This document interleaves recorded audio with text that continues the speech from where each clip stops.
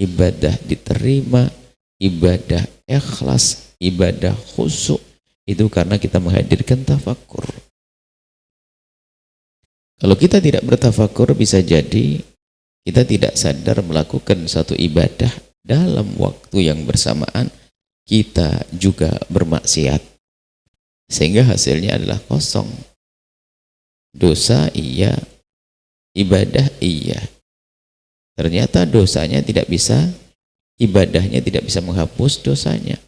Sepertinya dia beribadah, ternyata hasilnya masih ada dosa, karena dia tidak merenungi ibadahnya.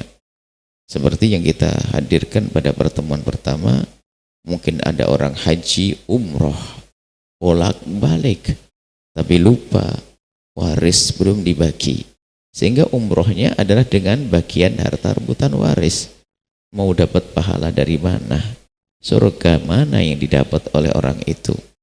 Atau kita melakukan satu ibadah karena kita tidak merenung, tidak menyadari, bisa jadi yang kita kenakan pakaian untuk sholat adalah pakaian yang haram, makanan yang haram, dan seterusnya. Atau mungkin ada seorang yang tampak beribadah khusyuk, dia menangis di masjid, ternyata di rumahnya sana ada ibunya yang menangis, dia yang bikin nangis, maka dia sebetulnya anak durhaka yang lagi sholat di masjid. Berarti dia ahli neraka yang lagi nongkrong di masjid, karena dia tidak merenungi. Itu kita hadirkan semalam bagaimana urusan kita dengan ibunda kita, ayahanda kita.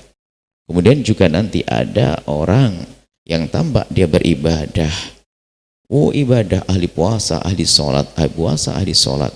Di saat dia berlenggang menuju surga, ibaratnya seperti itu. Ternyata di akhirat dituntut oleh orang-orang yang menginginkan dia agar tidak masuk surga.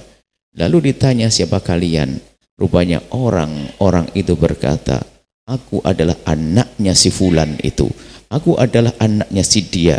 Dia rajin ibadah, rajin tahajud, rajin puasa, rajin umroh, rajin haji, tapi aku tidak dididik dengan benar, sehingga aku tidak kenal engkau ya Allah, sehingga aku bermaksiat gara-gara ibuku terlalu sibuk ibadah, tidak sempat ngurusi aku.